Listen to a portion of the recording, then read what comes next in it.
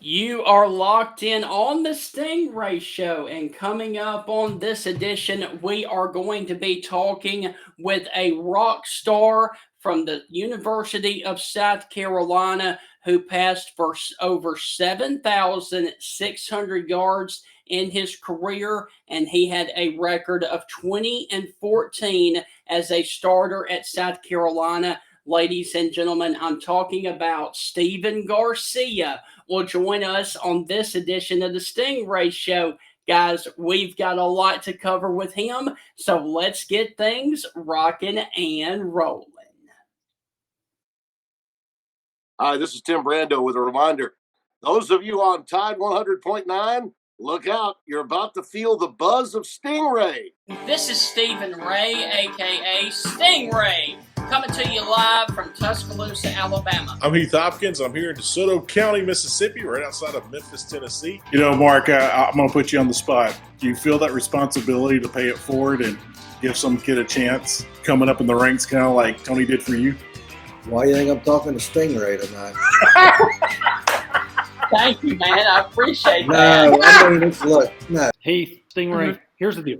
When you get involved with Texas, it's like getting married to a stripper. and let me explain this. It looks good. It's kind of sexy on the surface. Yeah. But then you get the baggage, you get the drama, you get all that eventually comes with it. And that's what you get with Texas, and that's what the Big 12 learned. And Heath, any thoughts on our show moving forward? Hey, to everyone in Tuscaloosa listening here on Tide 100.9 with the Stingray Show, if you don't like it, you better learn to love it because it's the best show going today, baby. Woo! And ladies and gentlemen, with all of that, we want to welcome you inside another edition of the Stingray Show. And I'm just going to go ahead and say it, Heath. This show has the makings to be electric. Yeah, I am looking heavily forward to our next guest. I think it's going to be a fun interview. I think it's going to be a great interview. I think we're going to have a lot of laughs today. I'll go on and tell everybody this. You probably want to listen to the podcast on this one. This one's probably going to go long. There's probably going to be some extra fun stories. There might be some stuff we have to cut out for radio. So with that, check out the podcast. If you liked any of this on the radio, check out the podcast. You'll like it even more. Heath, I think it is very safe to say this. Before Johnny Manziel took over the SEC, this guy was the equivalent with his antics in the SEC. Ladies and gentlemen, I'm talking about Stephen Garcia. He passed for 7,600 yards and 47 touchdowns in 4 years at South Carolina and was the third quarterback in Gamecock history to pass for over 6,000 yards. And he also had a record of 20 and 14 as a starter for the Gamecocks. Ladies and gentlemen, please help us welcome to the Stingray Show, Mr. Stephen Garcia. Stephen, how are things with you, and where in the world are you today? I'm good, man. That was a hell of an entrance right there. I'm in Tampa, Florida. You know, like I mentioned earlier, I'm born and raised here, and it's impossible for me to leave and go somewhere else. Now, are you still involved with football in any kind of way, shape, or form? Yeah, absolutely. So, you know, once I got done playing, you know, I just started training quarterbacks here locally, and I guess that was 2015 I started doing that, and it's just grown like wildfire ever since. And never in a million years I think I'd be making a living doing it. But yeah, I mean, I try to stay in it as much as possible. Good deal. Now, my fun question that I always ask everybody that comes on the show, especially reporters and former coaches, what's your best Steve Spurrier story? You're a Spurrier quarterback. You got a little extra with Coach Spurrier. You're not a reporter. You're not a former coach. Because we all know Coach Spurrier loves his quarterbacks, and then he also hangs them out to dry sometimes in the media too. What in the world was it like being recruited by Steve Spurrier and playing for Coach Spurrier? And I'm sure you got 1,000 stories you can share. It's just one funny one you got. I'll tell you what, it was night and day different from, and I'm sure everybody can attest this from all over the country with their coaches. I mean, when you're getting recruited, they're the nicest guys on planet Earth. And then as soon as you get on campus, it's You're just a not piece even, of trash. it's not the same anymore. I was getting recruited by Coach Shula at Alabama, all these coaches, Coach Meyer, all these other coaches around the SEC, and they all said the same thing, like, you got to cut your hair and you got to shave your beard. Like that, you got to look the part. Spurrier was the only coach that was recruiting me that said, I don't care what you look like, whatever. I graduated early, and the first workout that we had, he walks up to me, he's like, all right, you're going to shave your beard and cut your hair, right? And I'm like, are you shitting me? Like, absolutely not. I'm not doing that. Like, zero chance. So right off the bat, we started button heads, and it was I was very hard-headed, to say the least. And I mean, there's so many stories that are going through my head, and I'm just trying to think of some PG ones that I can say on the radio and podcasts. I guess really the one that I can think of right off the bat would be, I guess it was leading into the first spring practice. I'm walking in there with the quarterbacks, and we had to walk across kind of like a busy highway to go to our practice facilities back then. And I'm walking with the quarterbacks, just kind of talking about, what the deal is usually for spring ball and how that works out. And I see some guy with a pink bandana with no shirt on, just kind of like running around playing fetch and stuff, like with a couple coaches and other couple GAs. And I'm like, who the hell is this guy? So we get up there, and Blake Mitchell was the starter at that time, and he goes, just wait, you're gonna get a kick out of this. So we get up there, and of course it's Coach Spurrier, and he's got his pink headband going on and no shirt on. I'm like kind of looking at him out of the corner. I'm like, what is this guy doing? He goes, just catch us some rays, young Garcia. Just catch us some rays. And I'm like, all right, man, that's cool. That's about as PG as I could tell as Coach Spurrier's story, but between me and him at least. Gotcha. No, we had somebody on the show, and Steve had helped me remember who it was, but I asked him, I was like, what's your best Spurrier story? And he said they were watching film, and he's like, oh, it's not your fault. It's not your fault. It's my fault. I'm the one that recruited you and signed you and put you in there. It's my fault. Oh, yeah. And I just died because everybody can hear Spurrier say that. Who was it, Steve? Chaz Sutton. Oh, yeah. Yeah. Carolina. And so, we got a big kick out of that. So with that, anything Spurrier ever said during the game to you, condescending or during film room that just would make everybody laugh? I mean, he was one of the funniest people I think I've ever been around until he starts talking. Absolutely. Until he starts talking to you about you. Yeah. Then it's not that funny. And we would watch the Saturday games. We would watch them on Monday night as a team. So he'd have the offense, the defense, special teams, and we'd all watch the game. And he'd have his little clicker, and he's just going through. He kind of fast forward the defensive plays, and then for offense, and he would just be ripping my ass constantly. Like it could be a great throw, great play, great everything, and he'd just say, "Why'd you throw it there? What were you thinking?" You probably weren't thinking. You weren't thinking. You were probably thinking about what you're going to do tonight, or something like that, aren't you? You're not thinking about football. And I'm like, dude, why do you have to do that? Like, I mean, we would get in like kind of jawing matches sometimes, and my quarterback coach would kind of nudge me on the shoulder, like, dude, just shut the hell up and let him just roast you for a little bit. That's great. It's just hard, man. I'm a hard-headed guy, and I can't take too much verbal ass chewing. Yes. Understandable. So, Stephen, hold that thought because we are up against our first break. And when we come back, we are going to dive into your recruitment to South Carolina. That's on the other side of the break. You're listening to the Stingray Show. We will be right back.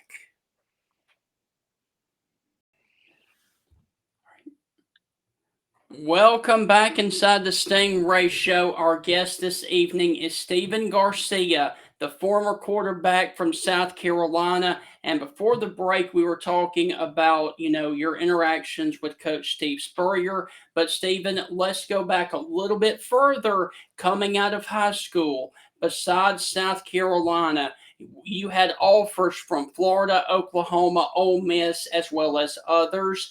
Did you ever take any other official visits to any of the schools that were recruiting you? And if so, what were those visits like?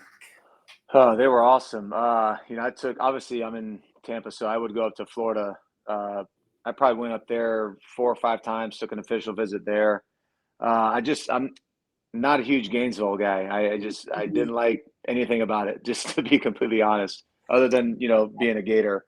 So what I thought did that you would've been pretty dislike it the most about Gainesville? I mean, was it the party scene? Was it the girls? Was it the campus? It is an ugly campus. Everything, literally everything. There you go. Okay. Yeah, I couldn't think of one thing that I liked other than, being on the team. That would have been like the only cool thing. All right. So went to Ole Miss. I was very close to committing to Ole Miss, and then right beforehand, Coach Ogeron was like, "Hey, Garcia, I'm not going to be here much longer, so don't come here."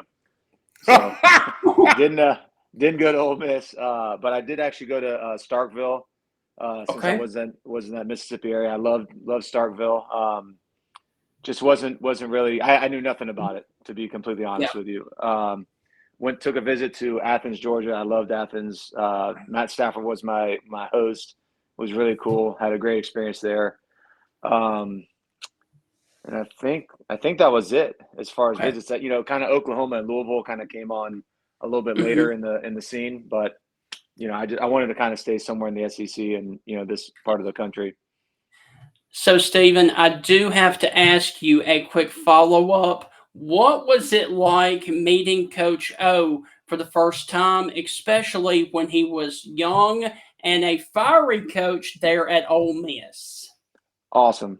He was absolutely awesome. He was easily my favorite coach that I had conversations with during the whole recruiting process. And I mean that book, I forgot the name of the book, like the Meat Locker, I think is what it's called.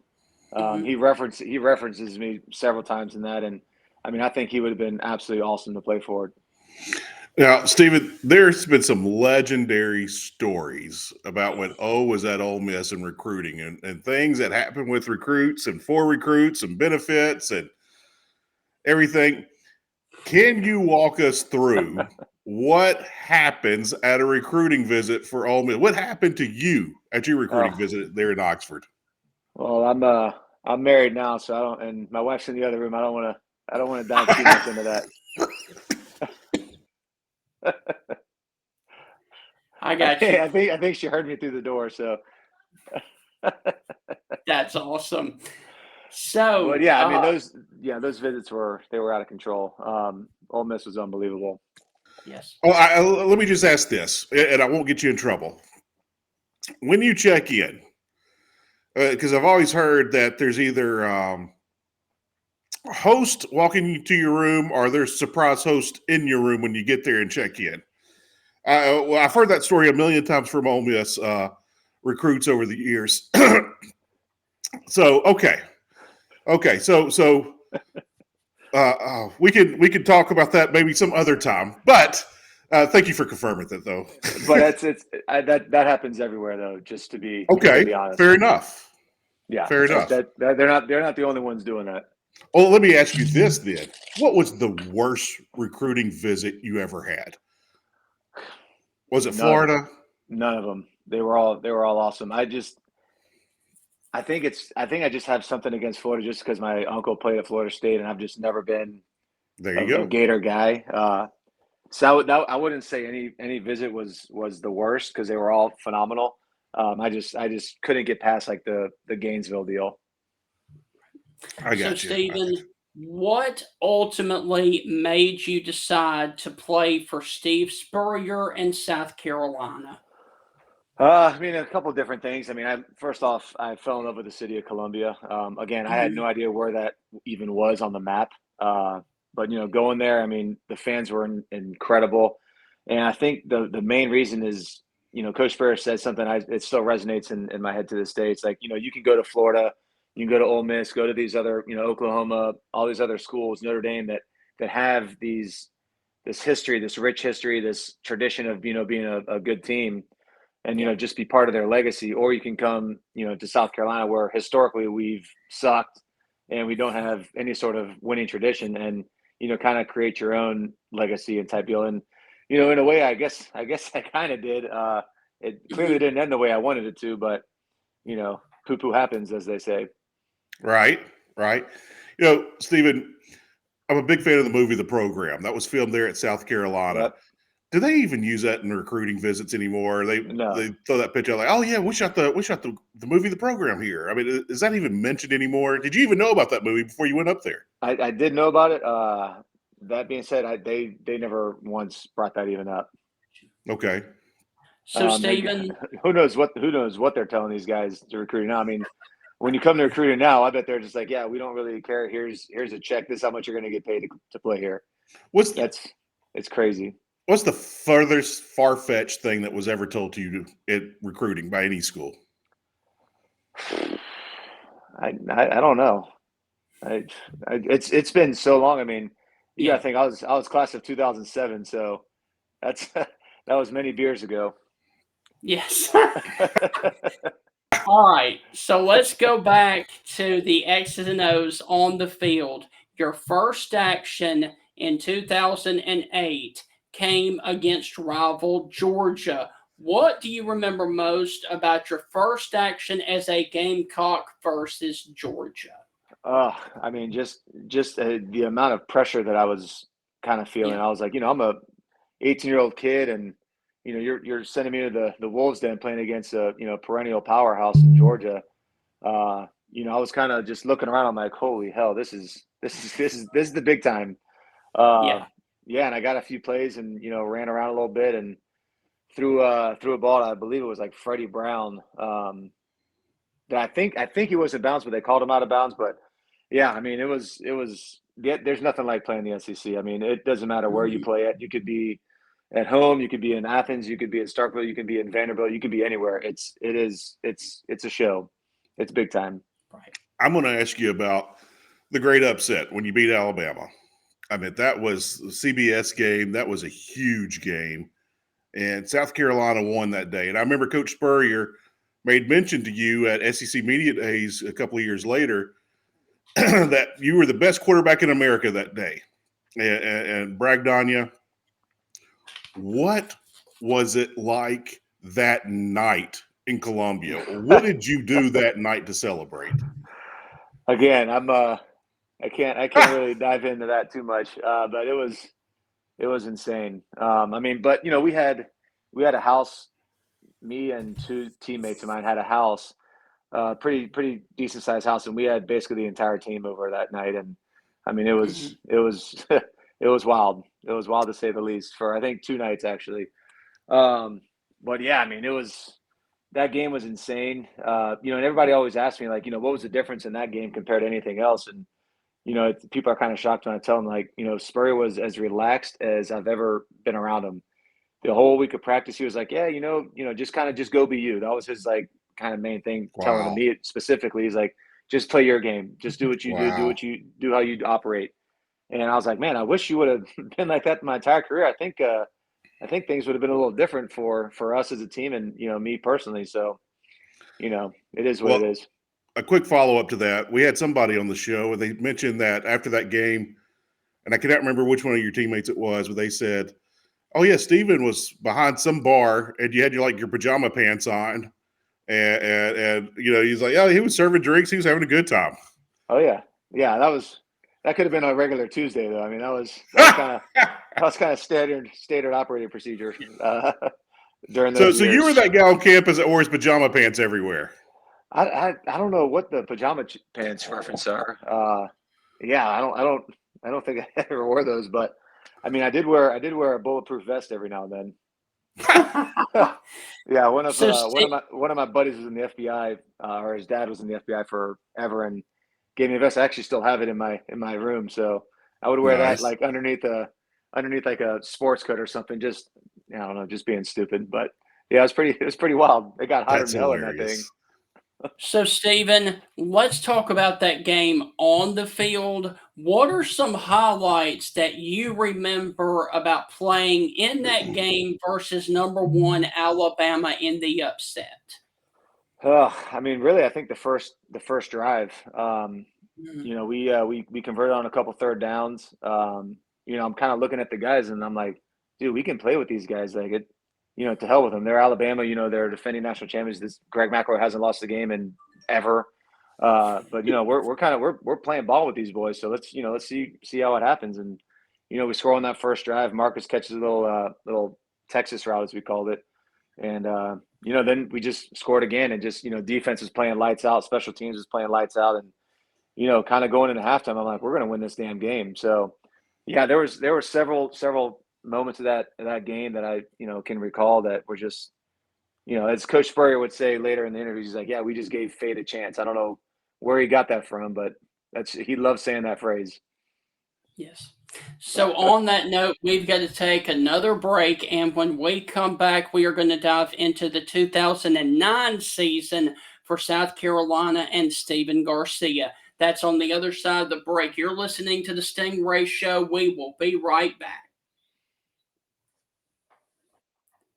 Welcome back inside the Stingray Show. Our guest this evening is Stephen Garcia. And Stephen, let's move to the 2009 season.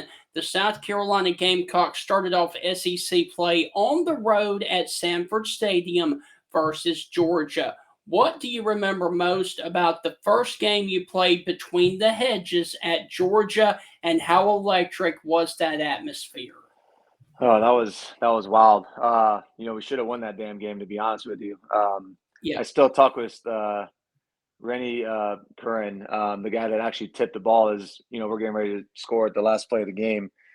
So I still communicate with him every now and then, and just tell him how pissed off I am about him doing that. But yeah, I mean, that was also it was kind of just overwhelming. I'm looking around. It's just massive stadium, and I forgot what the song was, but the Georgia players are just dancing all around. I'm just like, man, we're going to be in a dogfight for real. So. But yeah, I mean, you just kind of once you kind of get the cobwebs knocked off, it's just playing game. It's just playing ball. It's not a big deal. But that's when you look around, you see the 90,000 people cursing at you. I mean, it gets your blood flowing for sure. I bet. Okay, so a quick follow-up to that. In the previous segment, you talked about the Alabama game in 2010. However, in 2009, South Carolina came right here to Tuscaloosa to take on Alabama. Stephen, what was that atmosphere like, and what do you remember most about the South Carolina-Alabama game in 2009? I remember the defense was playing lights out. I forgot what the scores, but we kind of held in there for a little bit. Mark Ingram, I do remember. Yeah, I think we had a few turnovers, but I think he ran for like 300 yards or something crazy like that. But I do remember, unfortunately, we had a play action. It was my first pass of the game, a heavy play action. I was trying to hit Alshon on a deep post, and when I went to go plant and throw, I slipped. My left foot slipped, and I threw basically a fair catch punt to the free safety, and he just took it for a pick six.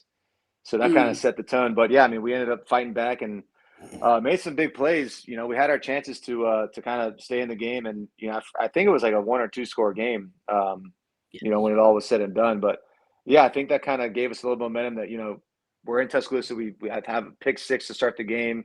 I think we can still play with these guys, and we work like hell. It's just Alabama was a different beast back then, and obviously they still are. Right. Stephen, since you mentioned that, we've heard it before. We've heard it from coaches. We've heard it from former players and both former coaches. Do officials sometimes give Alabama a little too much credit here and there on some calls? I would assume. I mean, I'm with you on this. I'm not disagreeing. I think they absolutely do. So I'll put those words in my mouth before you say anything else. I firmly believe Alabama has gotten calls for many years, and the Saban effect. But yeah, I feel like the league tries to protect the upper echelon, the blue bloods of the league.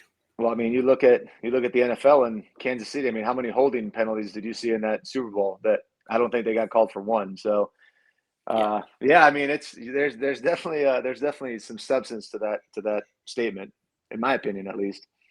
And why do you think that is? I mean, whether it's the Chiefs in the NFL or Alabama in the SEC. To be honest, I personally don't give a shit. I mean, I really don't. You're playing the game, and if you're focused on that when you're playing, then you're you're in trouble. You're already beat. You're bad hell, trouble. So. But yeah, I think as Steve was just showing, I think does have a little bit to do with some It's all about money the and Benjamins. of course, like anything else. Mhm. All right. So let's go back to the 2009 season. To wrap up that season, Stephen, you got your first taste on the field of the rivalry game versus Clemson. What do you remember most about your first Palmetto Bowl showdown? Oh man, that was awesome. You know, going and beating those guys is something I'll always remember. You know, it's actually funny. Yeah. I didn't realize how big of a rivalry it was until I got there. But Mhm. yeah, I mean those fans just absolutely despise each other. So you know, getting a chance to start and you know kind of start the streak of I think we beat them 5 years in a row after that 2009 year. You know, to kind of start that trend was incredible. But yeah, I think we beat them pretty good, and then I'm trying to think what the scores. But yeah, I think I threw like 3 touchdowns. Wesley Saunders caught 2 of them. Yeah, that was a fun night as well. They all were actually. Yes. If you want to Stephen, I talk got to about ask, what was your welcome to the SEC moment? When was it like, man, this is for real? it, that was 2008 playing in at Florida in Gainesville. Yeah. I did a little. It was me and Chris Smelly. I don't know if you remember. We were going in and out every single play, and we ended up losing 56-6. Tebow, I think, had 7 touchdowns that game. But anyways, it was my first play, and I did a little zone read and kept it, and you know probably got about 4 or 5 yards. Then I met Brandon Spikes, and he literally like picked me up, kind of like looked at me in the face for like it felt like an eternity, and then just slammed me on the ground. And granted, I was 250 pounds. That was my playing weight, Right. and I can't tell you the verbiage that he was using on air, but there was some nasty words being thrown around. So that was kind of like a welcome to the SEC, and yeah, that was a tough deal, but you know it didn't hurt. Is there anybody worse than Brendan Spikes? If you were in the open field, who's the one guy you don't ever want to see again? Yeah, that was he and him for sure. Okay. I don't even Yeah. think We've heard it's more even than one close. Brendan Spike stories on this show. Yeah, Yeah. Wow. So, but you know it's so funny. Stephen, The next year in go ahead, man. 2009, they were ranked number 1, and we had like a 4th down or whatever, and I did like a little bootleg and scrambled. I juked the hell out of them. Got a first down. Anyways, long story short, we ended up losing by I think 10 points. But after the game, he like came up to me. He's like, "Damn, Garcia, man, you turned into Brett Favre over the past year." I'm like, I didn't know Brett Favre was a scrambler guy, but okay, cool, man, I appreciate it. But it's actually funny. Me and him go back and forth on Twitter every now and then too. So Good stuff. it's a pretty cool little, I guess, friendship. Yes. So, Stephen, let's move to the 2010 season. Now, obviously, we talked about the Alabama game in the first segment. However, a few weeks before that, South Carolina had the opportunity early in the season to knock off Cam Newton and Auburn at Auburn, Uh, but unfortunately, you were unsuccessful in pulling off that upset. What do you remember most about that game at Jordan-Hare Stadium in 2010? I just remember how pissed off I was when Spurrier took me out. I mean, I was playing as good as I could possibly remember at the time. Got hit, fumbled. They recovered it. The next drive went up, and I went to try to gain some extra yards. Again, I was 250 pounds, so there was not many linebackers heavier than me. So I went to go put my head down, and somebody punched the ball out. They recovered again. So after the 2 fumbles, he takes me out, puts Connor Shaw in, and Connor ends up throwing 2 picks on his 2 drives. So it's just like, why the hell are you taking me out of this game? Right. You know, then we lose by 7 points. So, you know, that was what I really pissed off. But yeah, then you know, obviously the SEC championship game, that was a different kind of story.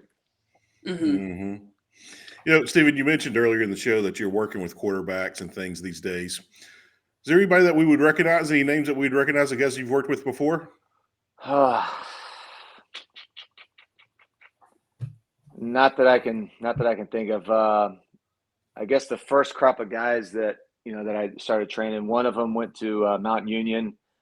Braxton Plunk, he just broke all the D3 passing records. Charlie Dean went up to Harvard.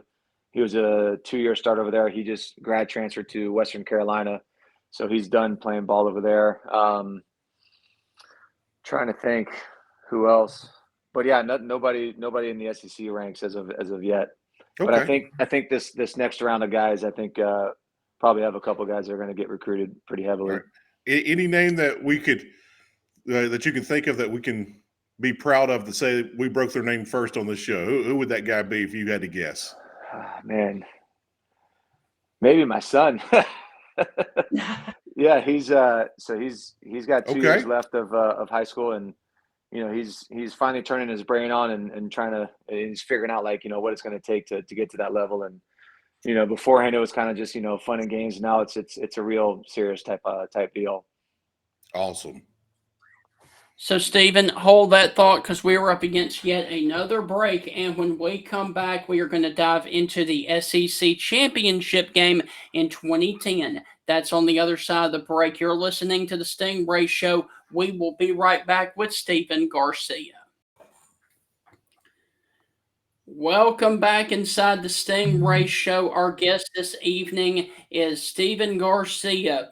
And we were talking before the break about the Auburn game in 2010, and we've already talked about the Alabama game, but I do want to ask you about this. During the regular season in 2010, you guys were able to beat Florida, Tennessee, and Georgia all in the same year for the first time in school history. What does that mean to you looking back on that now? I mean, that's the first time I ever heard that, to be honest with you. That's actually pretty cool. That is very cool.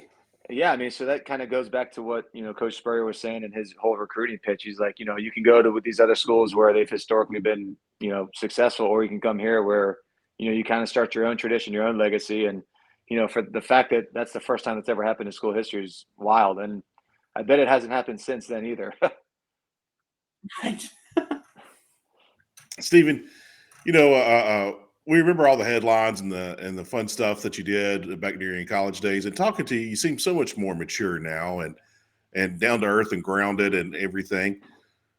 If you could go back and tell yourself, that your college self, anything, what would you tell them? Calm the hell down and stop being so hard headed. There were so many things that and especially doing what I'm doing now that I get to tell these kids. It's like Coach Spurrier would yell at me about wearing a t-shirt and like shorts to class and wearing sandals to class. He's like, wear like what you wear to play golf. And I'm like, well, if I were to play golf, this is what I would wear because it's 9,000 degrees in Columbia. Right. But he's like, wear a collared shirt, wear khakis and wear tennis shoes, like closed shoes, and trim your beard, shave your beard, cut your hair.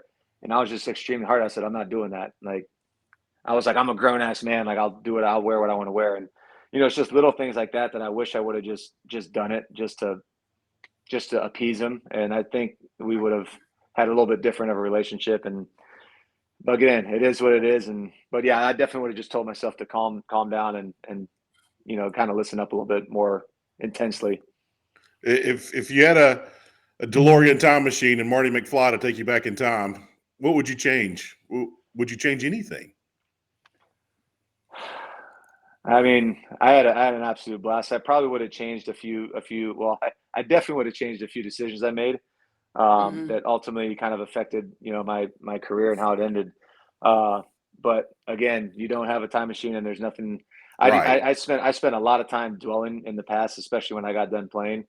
Very resentful and pointing the finger, and it's like I have nobody to point the finger except myself. That's the only person that's responsible for the decisions that I made, and here I am now. And now I'm welcome back to. I get people that send me stuff all the time to sign, and people still want me to give like cameo shouts outs and stuff like that. So I mean, it's awesome. Every single time I go back to Columbia, it's a giant party, and I'm very thankful for the fans for that, for kind of forgiving me, I guess, so to speak. So, Stephen, to cap off the 2010 season, South Carolina won the SEC East and played in the SEC championship game in Atlanta. Stephen, even though you guys didn't win that game, please walk us through the hype and the excitement of being there, and especially since it was South Carolina's first trip to the championship game. Oh man, that was wild. I mean, going through the walkthroughs, going through Atlanta and just kind of seeing how many fans, and because again, that was the first and the only time that we've ever been to Atlanta for this championship game. I mean, we packed Atlanta out, and I mean, it's not a far drive, from Columbia. So, just walking around and going to restaurants and seeing the amount of hype and the amount of people there. I mean, I'm getting goosebumps just remembering it right now. But yeah, I mean, going into halftime, it was 28-14. We were getting the ball at halftime. We were driving down, end up throwing a back of the end zone slant route to Alshon to cut the lead, 28-21. We're like, all right, we got these guys. We're going to get the ball after halftime. We're going to go drive down, tie this ball game up, and it's a whole new deal. And then we squib kicked it. Cam Newton got the freaking ball at like the 40-yard line and threw a Hail Mary. The guy catches it over Stephon Gilmore, which is highly, highly unlikely. Right. And I just remember looking at the eyes of the defenders, like my teammates, and they're like, there's nothing we can do. We can't stop this damn guy. So, it was 35-21 going to halftime. I think we turned the ball over on a first drive or punt it, and then they score. So it's 42-21, and the wheels just kind of came off from there. I mean, it was Cam was on an absolute mission, that not only that game, but that entire year. And, obviously it showed, but yeah, that was a different beast. That Hail Mary at the end of the half just took the wind completely out of our sails. Yeah, I wasn't even going to bring that up. It sucks, but it is what it is. So, Stephen, your final season in 2011, one of your final games of your career was against Georgia, in which South Carolina won a nail-biter 45-42 there in Athens. What do you remember most about one of your final games versus Georgia? I remember several things. First off, I remember playing against Aaron Murray. He's a Tampa guy, so you have to kind of talk a little trash to each other before the game. I remember having a scramble play. I was supposed to throw a screen to the left. I rolled right and threw like a corner route to Alshon. And I remember coming to the sideline. It might have been my best throw I've had in my career. And I remember my quarterback coach, Coach Mangus, just absolutely ripping me to shreds. Like, why didn't you throw the screen? And I'm like, are you kidding me? We just scored. And he's like, oh, yeah, you're right. I'm like, what is going on right now, man? Like, relax. By the way, coaches love when you tell them to relax. They absolutely love that. God, oh my, I've never heard the end of that. But I remember that play specifically. I remember Melvin Ingram doing that fake punt and taking it to the freaking house. I remember him playing lights out, and I specifically remember Clowney just absolutely taking over that game, especially late. Just the timely sacks, the strip sacks that he was having. I mean, it was impressive to see it kind of because I didn't really see him in practice because Coach Spurrier didn't let him practice against us. So that was pretty cool seeing him, ball the way he did. Wow. If you were a high school junior getting ready for your senior year, what coach would you love to go play for? What offense would you love to play in? I mean, it's hard to say. I like what Lane Kiffin's doing in Ole Miss, and obviously Ole Miss has its own stuff they got going on for him, but I think his offense is pretty legit. Trying to think, it's hard for me not to say Coach Beamer because I got such love for him. He was there when I was there, so it's just hard to compete in right now in this day and age with the NIL and the transfer portal. How much money some of these kids are getting. Oh yeah, that are coming out of high school. And I was talking with Bo Wallace about this. I'm sure you guys remember that name. Yeah. I was talking with him, and I'm like, dude, we'd be retired many, many, many times over. Our kids wouldn't have to work if NIL was going on back then. But now you got these guys that are, like you just mentioned, that are high school juniors, that they're being promised, 5, 10, some $15 million to play, and they've never played a single snap of college football. And it is a huge difference from high school to college, especially in the SEC. So I know that's a kind of a roundabout response to your question. But yeah, I mean, as far as just the love of the game, you can't go wrong with any of those guys. But as Coach Saban said, it's the question now is, how much are you going to pay me? That's what these high school kids are asking, and that's what the transfer portal kids are asking. And that's when you make arguably the greatest college coach of all time, hang it up. because that's what you're asking. That's a sign that the NCAA needs to get their shit together and kind of put a lid on this thing. Yeah. Amen. Stephen, I'm going to ask you this. If NIL was around, I mean, would you respect it? But would you have offered your services like, hey, I'm just going to put my name in the portal to see what offers are going to be thrown at me to see if I still got the best offer right now? I mean, because I don't think I could tell my kid not to do that. Like, hey, if you want to, go for it. Yeah, I mean, the college coaches are doing it. I mean, why? Exactly. Why not the kids? So, yeah, I mean, at the end of the day, and I tell some of these guys that are in college right now. I got a kid at Rutgers who's trying to enter the portal, and it's like, first off, the grass is not always greener on the other side.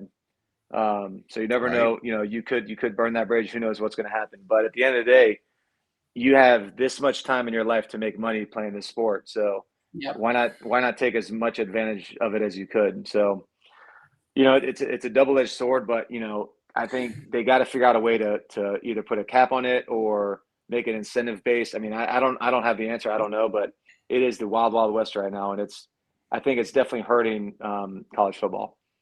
Oh, absolutely it is. So, Stephen, hold that thought because we are up against our final break. And when we come back, we are going to finish up this interview with Stephen Garcia. That's on the other side of the break. You're listening to the Stingray Show. We will be back in just a flash. Welcome back inside the Stingray Show. Our guest this evening is Stephen Garcia. And Stephen, during your time at South Carolina, you went 2-0 against rival Clemson.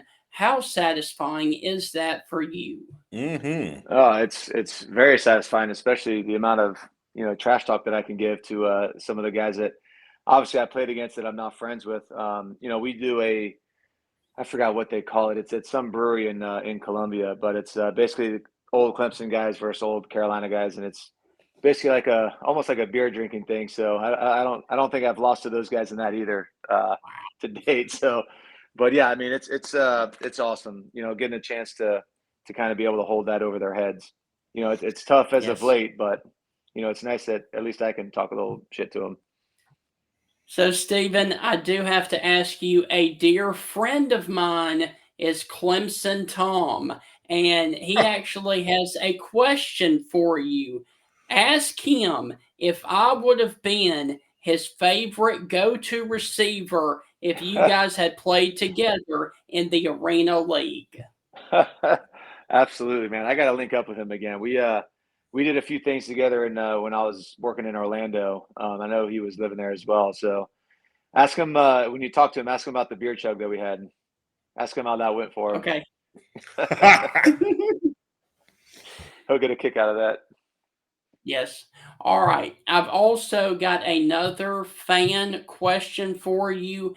He says, can you ask Stephen Garcia about the night that Andrew Clifford tried to bring a pizza home on a moped and almost made it back? Who asked that question? Does it say who asked it? I'm not sure. Oh, I'm not sure. That is hysterical. I got to send Cliff this interview then. So we were at my buddy's apartment, and we were having a couple beers, just hanging out. And I guess I left early, and Cliff came back. I guess he was hungry, and I guess he was holding the pizza like this as he was riding his moped. And came in. We were having an apartment at that time, and I guess somehow or another he slipped from the thing and kind of was unconscious. It's kind of scary. And some girl found him in the middle of the parking garage. Still, the pizza's still intact.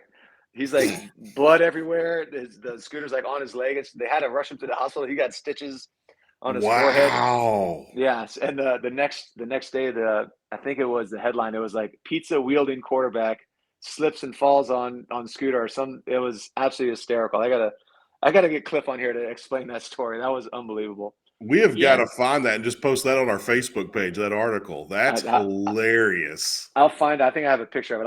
I'll text it to Steve. Okay. That's great. You talked about, when you were there playing, Coach Beamer was there as an assistant there under Spurrier.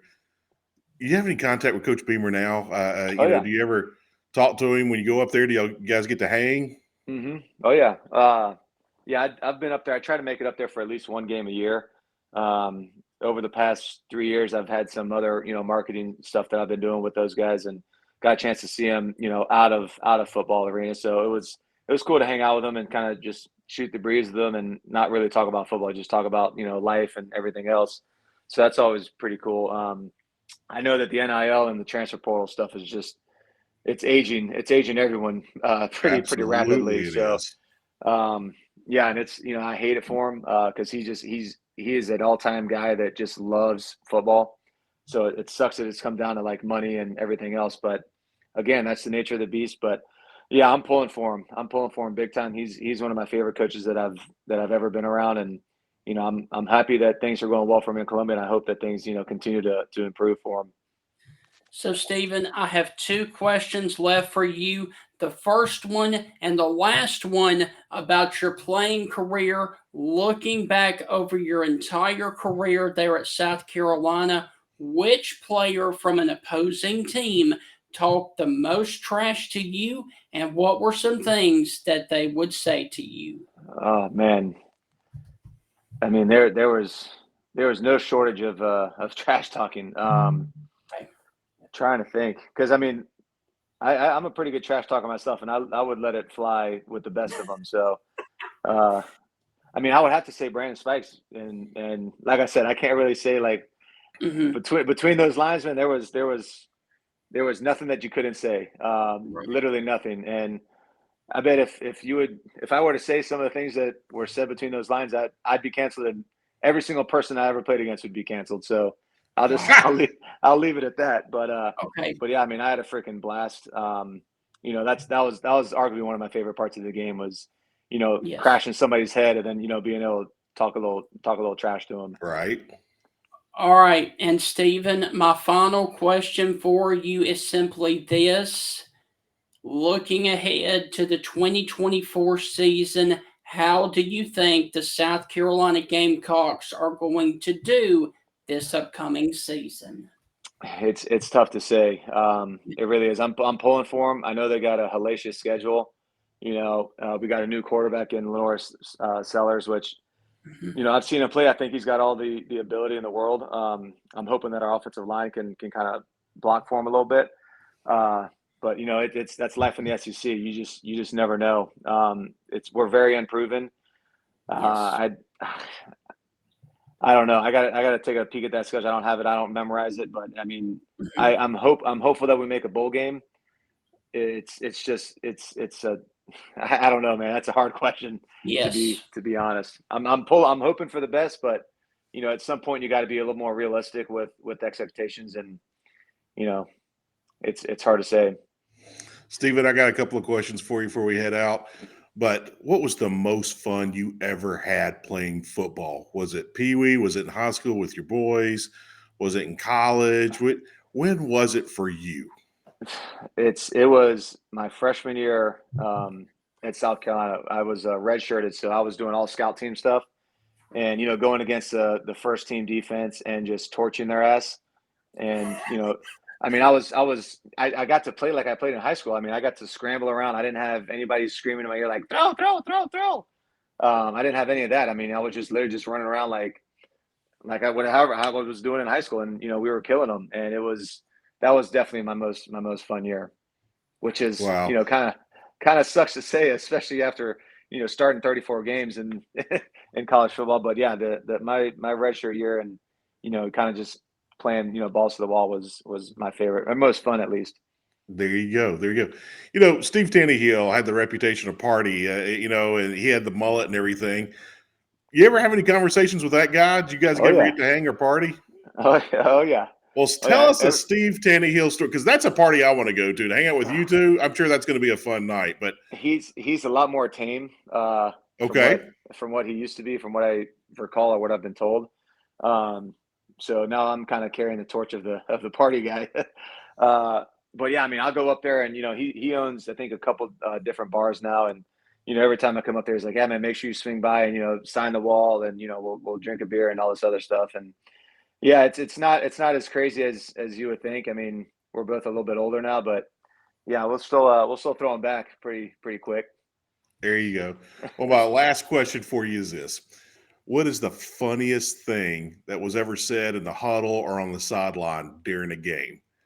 Oh my God, we were playing against Vanderbilt, and in Vanderbilt, and we're kicking their teeth in. And one of Right. our linemen, Rokevius Watkins was his name. He had just some mangled teeth. I mean, it was he had some bad shit going on. But one of their linebackers, we're getting ready to like take a knee and end the game.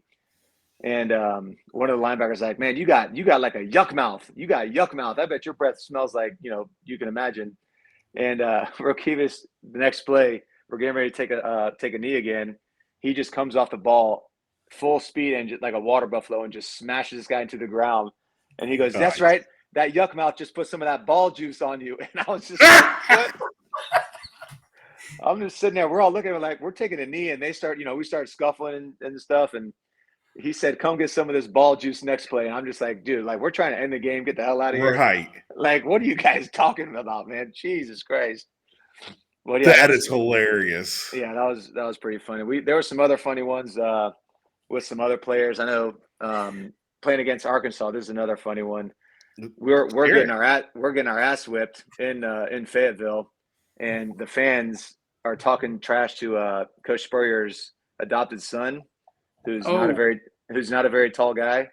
And they're like, "Hey, get that lawn gnome off the field. Get that guy out of here. Doesn't he have to be at the Kentucky Derby soon?" Just talking about kind of his height, and we're all looking at each other like, "Oh my God, that's actually hilarious." But I felt bad for him, but it was kind of funny. Arkansas, they didn't hold anything back. They were letting it fly. Yeah, we've always heard LSU are the worst fans. That's not a secret. But if you had to rank the worst fans 1, 2, and 3, 1 being the absolute very worst, who are you going with? I thought Tennessee fans were pretty brutal. Okay. Georgia fans were rough. Trying to think. I never played it in LSU, so I don't know about them. Yeah, I mean, at the end of the day, man, none of it really mattered. It just goes in one ear and out the other. And I consider myself a pretty good trash talker, so I was letting it back at these guys, all the time. Alabama would talk a little bit. I remember, in 2009, that 2009 game that you were referencing early, we're sitting there during warmups, and all these freaking frat dipshits are wearing like their little bow ties and everything, and we're warming up. It's 9,000 degrees outside, and we're sitting there like, "Hey, Garcia, why don't you take your ass on back to Mexico?" And I'm sitting there looking at him. I'm like, here's a 4-letter word. I was like, "I'm fucking Cuban, you asshole." That's great. That's absolutely great. So sorry. 5, 4, 3, 2, 1. That's absolutely hilarious. Stephen, looking back at it all, what's the funniest thing a fan ever said to you? I mean, I think it was that. Okay. Take your ass on back to Mexico. I was like, what is this guy talking about? I think there was another one where, like I told you earlier, we had to walk across kind of a busy highway to get to our practice field. And we're sitting there, the quarterbacks kind of go out in their own little pod or whatever. And I remember the highway guy stopped the traffic, and the guy kind of goes through. He's like, "Hey, Garcia." And I'm like, "Hey," because people would always do that, and wave to him. And they're like, "Hey, I think you know my daughter." And I'm like, "Oh shit, what?" He goes, "Yeah, it's Stephanie Ziti. Like, do you remember her?" I was like, "Oh yeah, I know who that is. All right, man. See you later." Yeah, that was fun stuff. That was kind of a weird one, but yeah, people. I mean, for the most part, fans don't really care. They just say what they want to say and don't really expect anybody to say anything back. So when you say something back to them, they're kind of caught off guard. Right. Great so, stuff. Stephen, look, man, we have thoroughly enjoyed this electric interview, and going ahead, and I'm going to give you the floor. The last word is yours. Say anything that you would like to.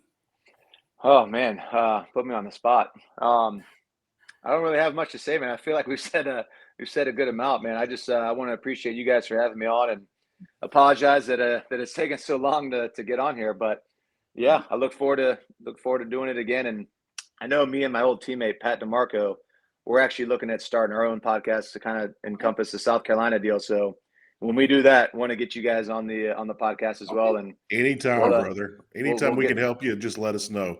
for Stephen, sure. we would love to have you back during the fall and get your take on some things Yeah. when SEC play gets really up and going good. But anytime you want to come on our show, you let us know, and brother, we'll make it happen. Hell yeah. I appreciate you guys. All right. Absolutely. Thank you, Stephen, man. thank you, Yes, brother. sir. Absolutely, guys. Talk to you later. All right. See you. Dude, oh my gosh, that was awesome. Just like I said off the top of the show, that was electric. You know, I'll say this, and this is bragging about Stephen Garcia.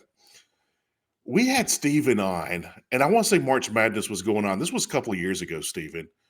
We went to interview him, and he was watching March Madness at one of his buddies' apartments. Yes. And he had been drinking, and he told some way over the top stories right off the bat. Like, we were like 10 minutes in, and I'm like, I don't know if we can put any of this on radio, but if we do, everybody in America will know our names because it was just so shocking and over the top. And so I was kind of prepared for that. Stephen has completely matured and has grown up tremendously. And he's become a man. He has taken on responsibility, has become a man. He's married now. But I want to say that was back in like 2020, 2021, maybe. Yeah. It was a while back.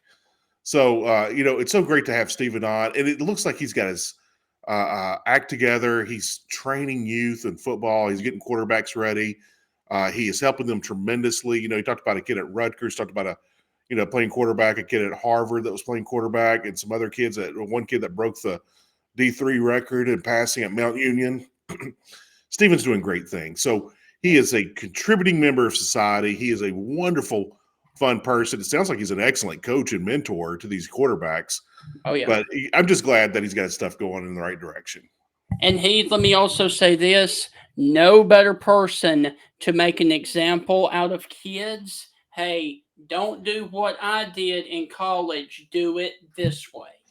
Yeah, and him even admitting to that, like there was not a finger to point at anyone but himself. Yeah. He has realized the stubbornness, pig-headedness, all the stuff that he did. He realizes, like, I was a punk kid that couldn't be told anything. I was cocky, I was arrogant, I was full of myself, and he sees that now. Yeah. And so, the humbleness that he shows, he's turned into an awesome person in society, and I'm proud that he's married. Seems like he's very happily married. And I'm just glad that he's got things going in the right direction. I wish nothing but the best for Stephen Garcia. Yes. But he was awesome. He was always fun to follow in college because if a story already breaking news out of South Carolina, what did Stephen Garcia do? Yes. So, it was always fun back then, but it's still fun now. But he's got his act together, and I'm proud of him for that. Tremendously proud for him.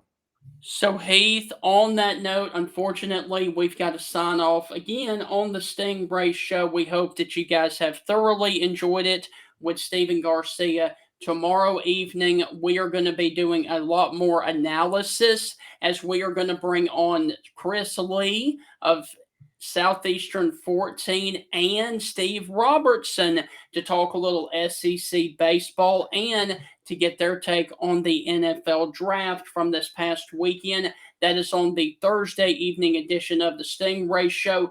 Guys, have a wonderful Thursday out there, and we will see you guys on down the line. And on down the line is tomorrow night when we will dive into SEC baseball that will begin this weekend.